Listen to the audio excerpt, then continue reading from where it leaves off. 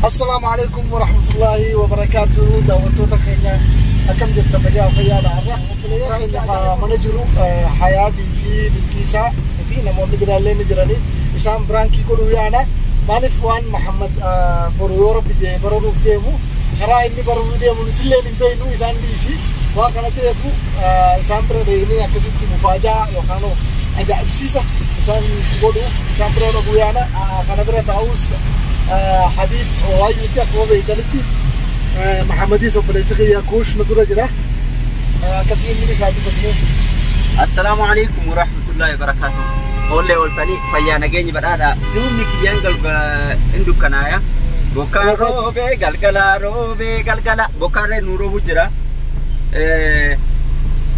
جرام يملو ديما أنا نانجل لي محمدي نورا يملو ديما بريو ربي جدي يملا إسا يملا نجار ربي هاقولو إني فانا إنتلا فانا روبا كجا إنسان غربا فانا روبا ربي هاقولو تم فادا جيدا أرجيت تفانا كابنا جاني إن شاء الله ربي ورسني إسانا تا إسو يا دا مراد إسا اللي ربي هاقوتو أكس مور إسا وجين هريوتا كينا كنكا ياسين ياسين أورو صفوان إسا فيكا إسا فكاتن هدو وانجرانيف ربي كرا إملا دويدا لكو هاقولو بجنة أما فرانكي ديكو إسي ودلقوا في ديمنا إبسا أكسمس حياتي في بالكيس مناجراني يو كان نورفو تاي مصطفى اسماعيل جيتشو سانرت وادي كوفرنا فرانكي دنسا سنينجرا إسانيف إمالا غاري وبلي سكينيا إمالا غاري جنة محمد أتيو مي إمال جت.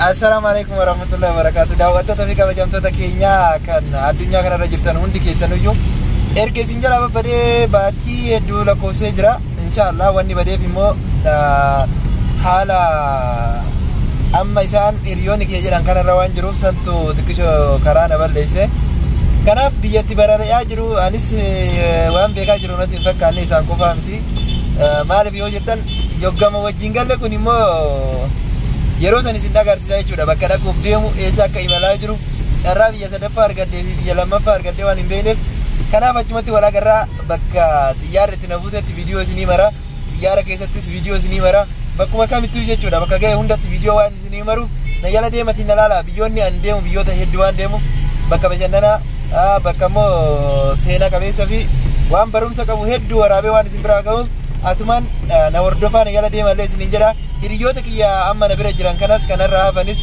keessatti warra na bira jiran kana jechuudha galata isaanii akka jedhee ibsuu hin beeku isina kanaaf galateeffatan fedha garam yoo jettan karaa chaanala isaaniitiin seentanii subscribe gochuuf share gochuu jajjabeessuun akka bira naaf dhaabatan maaliif imala kiyya ka guyyaa boruu kanarratti jechuudha akka inni naaf milkaa'u hanga sa'a kana jechuudha na bira jiranii amma galgalaaf deemaa jira kanaaf galgalaaf waan deemaa jiruuf hanga sa'a kana na bira jiranii isin immoo bira naaf dhaabbadhaa naaf jajjabeessaa isiniin jedha arra nuti qaaman gargar baanus onneen ta'e immoo wal bira waan jirtuuf walitti deebinaa hiriyoon xiyyaasa akkana yala gaddan hin fedhu gammachuun isaan guyyaa irraa na duuba dabarsan hedduu natti tola waan ta'eef kanaaf natti tola inshaallah piraanki akkuma isaan jedhan piraanki isa irratti wal agarraa turtiin keessan nu wajjin haa ta'u assalaamu alaikum warahmatullaahi wabarakaatuh.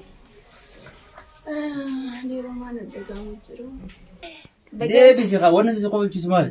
Di hawa ada kerja kau hulu. Rabbi naga nagalchu. Wanda gamas hidu jira bas ibsachu nafat. Meme wanna gamas? Wanda gami. Wasi dagame hidu jira. Ibsun dandeesu garu. Ibsun fadai. Ibsi qawasan tikko tikko. Ibsun fadu hani. Sila ibsi jala nuti me hafla gone ya tiga gesu bena wale. Inis nama grup itu yang saya nam takko. Grupi kok masun teh ko boleh saat yang masih artis gudana والله رجع خير مرة أيوة جا أنا فيني جا فول برنس لأن عملت برني تي دراما ورامو ديم أو أشيت فول برني أما كاكور متلا فرا خاتني اللي ديوم دينا ومدتر والله مش معقول أما أنا خجول جدا صح راكي هذا لو جدا صح هنا من نيجي والله لا من لي ديمو يعني أنا بويا جار غانجت كولين ده لقو كولي أول كولي يا دول جيرو يوسف برادين ما تسيت لقامة gara saniin ammoo hedduu takka ni rifadhe wayitaa ni reefuu tana natti beektee bilbilee. Ammoo inni gara biyyaa ka'uudhaafan hedduun gammade maaliif namni kun wayitaa nama bakka qabu jechuudha. Ayyee anis kanaafuu waan dafee yeroo gabaabtuu keessatti biyya galuu barbaadu. Lammiin teenya karaa kana dhufteeti Yaman kana keessatti rakkatu jirti hedduu. Kanaafuu namni asirraa yoo namni galu hedduu takka bareedaadha. Ammoo maama galuudhaaf hedduu wanti natti dhagame akka nama tokkotti jechuudha. Hedduu ni rifadhe wayitanii natti himu. Isaan qofaas baay'een gaddee ture yoo baay'ee na dhagame. Maaltu na dhufe dhugaan sitti himan? Maaliif namni waliin nyaattee dhugdu tokko yoo addaan baatu sitti dhagama. Maaliif osoo anis isaa waliin deemu ta'e yoo sila baay'ee natti tola ture. Isaan raafuu kiyya hin galu. Wal barannee wajji nyaannee wajji dhugnee akka obboleeyyaniitti ogguun deema jaanna turre wadda hundaan. Saniifuu inshaallah du'aa eegoon obboleessa fayyadamaa dumaashee riyya qaalee rabbiin nagaan isaa geessu gufuu malee gufaata malee du'aa eegoon. Duuna dhageeme maaliif nuti yuutubaroonni yuutubara qofa osoo hin tahin obboleeyyan akka ilmaan abbaa tokkootti wal cinaa dhaabbannee wajji hojjannee wal gargaarree waan takka hojii akkuma Oromoon jettu bultiin wasaasaadhaa gama qaban malee bultiin ijaaramtu sanitti jireenyi keenya gama qabnee waan dhaabbachaa turreef hedduu wanni san dhufti. Waan kana ta'eefuu waa hedduutu na dhageeme maaliif obboleeyyan kiyya ka wajji nyaannee wajji dhugnee jiruun baqaalleen ka wal nu barsiistu yoo taate nuti obboleeyyanii akka ilmaan abbaa tokkotti ilaala bakka feene yookaan karaa feene walitti haa dhufnu ammoo akka ilmaan abbaa tokkotti wal laalaas akka beekamuttis yuutubaroota biyya biraa keessa yuutubaroonni wal jaalatee walitti maxxanee wajji hojjetee wajjiin waan takka wajjiin qabu akka yuutubaroota Yaman jeetti nama akka nama tokkotti akka yaada kiyyaatti. Dubbachuullee natti ulfaata beektaa. Yeroo inni ganama na bilbilee deemna naan jedhu.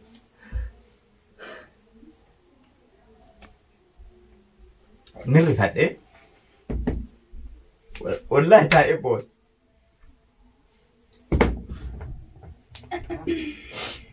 Maaliifi isaan qofa doon ta'in Yaasiin Safwaan wajji jirraa naan jedhu bas waan jedhuufi akka ta'u dhabe. Garuu maaliif gammaddee tan gara fuula biyyaa deemuun gammachuudha. Immoo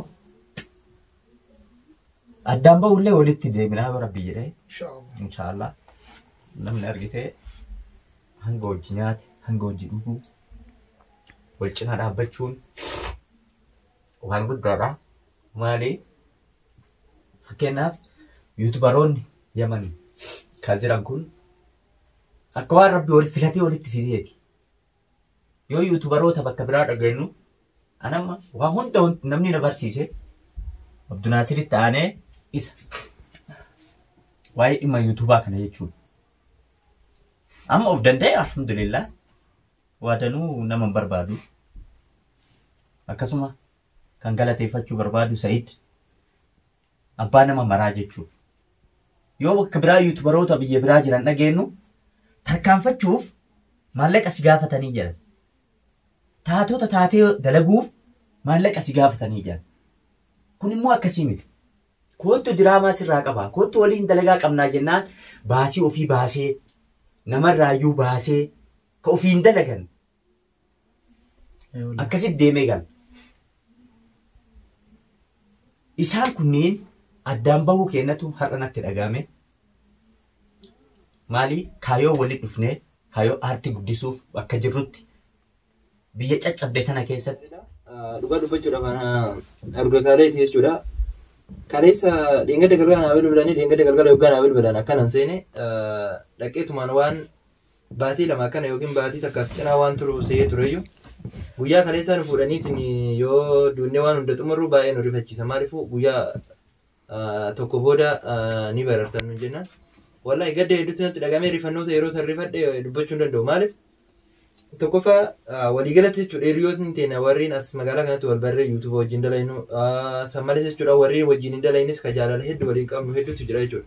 Maaliif namoonni biyya baqaa kana keessatti jechuudha namoonni biyya kana jiran hedduu wal jaalatanii akkuma miskiinummaan jirtu sanatti jechuudha waanuma qaban addaan qoodatanii jiraatan jechuudha. Ana wanna guddaa jechuudha qabeenya qabaataniitiin wal jibburra qabeenya dhabaniitiin jaalalaan yoo wajjin jiraatan hedduu nama gammachiisa. Ani gara kiyyatti hedduu rifadhe dhugaa dubbachuudhaaf namoota hedduuf hin bilbille amma bilbilaatiin jira hanga ammaatitti bilbileetiin waan akkanaatii waan jedhu namoonni hedduu rifatan jechuudha. Maaliif reef jechuudha wallahi hayaati nu yookaan amma isiin asii dubbattu namoota as jiran obboleettii teenyas isin hundaa jechuudha yookaan isin bira taa'u wallahi qaamni kiyya akkuma tokko na taa'atiin isin bira taa'aa jira jechuudha. Maaliif waggaa lamaan kana yookaan yaadattu taate boonayyaa gaafa geggeessinu yeroon isaanii baay'ee achi dheeraa ture waan achi dheeraa ta'eef haala hundaa sirreessinee wajjin teennee geggeessinee rifannoonni guyyaa sanis jechuudha akka qaamni tokko nurraa hir'ateetti jechuudha kayaan akkasumatti immoo hir'uudha jechuudha maaliif inni nurraa deemee achi jira nuti immoo hanga sanis gorsa inni guyyaa sun nu gorse akka nu tokko taanetiin wajjin fiixa baanu gorsa san fudhannee wajjin jira jechuudha. Walumaa galatti jechuudha waan warri yuutubaroota biyya keessatiifis biyya biraatis waan dhaamu barbaadu jechuudha. Nuti obbolaawwanii nama tokko jechuudha qarqaaruuf yookiin guddisuuf nama aartii karaa aartistitti bahu tokko namni tokko yoo ati barsiiseette si caalaa gaafa si caalaa namoota kaaniin barsiisaa jechuudha namoota hedduu lafa waa dhufan warreen aartii dandeettii aartii qaban biyya kana jijjiiruu warreen danda'an hedduutu jira jechuudha. Ani kophaa kiyya yookiin waan yuutuubiin naa kabalu san kophaa kiyya nyaachuun sun anaaf bu'aa naan qabu hanga danda'u tokkorraa waan danda'u tokko yoo nama barsiisee jedhe innis immoo waan danda'u tokko na barsiisaa jechuudha. Laakiin waan danda'u san ani dhoyseeti yoo kamallaqa qofa irraa fudhadheeti waan san dhoysaan kan sirreessuuf taate gaafa ani dhoyee nutu barsiisa waan san aartii kana nutu nama dhaalchisuu danda'a. Kanaaf yuutubaroonni wayyaman jechuudha hedduu nama gammachiisanii maaliif waan as jiru qofaaf miti. Waan isaan keessa jiru osoo hin taane hedduu wal qarqaaran. Inni guddaan Sa'iid irraa jechuudha. Sa'iid namoota hedduu barsiise. Anas na barsiise hunda keenya jechuudha isa akka bakka kanaan nu ga'e. Isarraa ammoo nus barannee jechuudha waan gaariidha waan nu barsiiseef jecha isarraa baranneetiin nuti akka namoota biraatiif fakkeenya taatu nu taasise jechuudha. Amma fakkeenya yuutubaroota Masrii biyyoota biraa keessa jiran hedduutu jira jechuudha yuutubaroonni keenya. Isaanis jechuudha fakkeenya akka gaarii ta'anii fi namoota chaayinal isaanii xiqqaata sheer godhanii fi guddisanii fi akka isaan of danda'an akka taasisan abdiin qabaa dhaamsan dabarsu kana kan biraa immoo gaafa biyya galte aartii kana ni dhiistaa kan jedhuuf dhiisuu hin danda'u. Maaliif dhiisuu hin dandeenye? Kaayyoo hedduutti qabaan waa'ee aartii irratti jechuudha kaayyoo hedduu qabaa. Abbaan fedhee dhiisuu osoo naan jedheeti dhiisuu hin danda'u. Maaliif hanga aartii Oromoo takka bakka isiin geetu takka geessisutti abdii muradhee dhiisuu hin danda'u. Kanaaf ammas yoo galeessi jedhe niin dalagaa inshallah waan hundaafuu wal bira jirra waan ta'eef wal qarqarraa sheer walii goon akkuma duraanitti jechuudha. Akkuma dur isin bira jirutti biyya sanittis isin bira jira waan ta'eef waan isin qarqaaruu danda'u yoo jiraadhu taate nagaafatanii isin qarqaaruu danda'a akkuma duritti wal qarqarraa jechuudha. Qaamaan gargar baane malee jechuudha qalbiin teenyas onneen teenyas wal bira jirti waan ta'eef waan barbaadan nagaafachuu ni dandeessan warri asirra jirtan hundi warri viidiyoo kana ilaalan waan nagaafachuu danda'a waan danda'u irraa yoo jiraadhu taate qarqaaruuf ammas jechuudha akkuma duraanii karaan kiyya banaadha. Kanaaf waan isin yaachisu hin jiru qaamaan isin biraa fagaadullee onneen tiyyammoo isin bira jirti waan ta'eef hedduu galatooma naaf jiraadha. Bakka naaf gaa warri asitti hin argamnillee akka gaddan hedduun hin beeka waan ta'eef gaddi isaanii immoo gadda kiyya waan ta'eef inshallah immoo bal'oodhaan yeroo biraa wal agarruuf ulfaadhaa isin jedha warreen viidiyoo kana hordofaa jirtanis ulfaadhaa du'aa nuuf godhaa.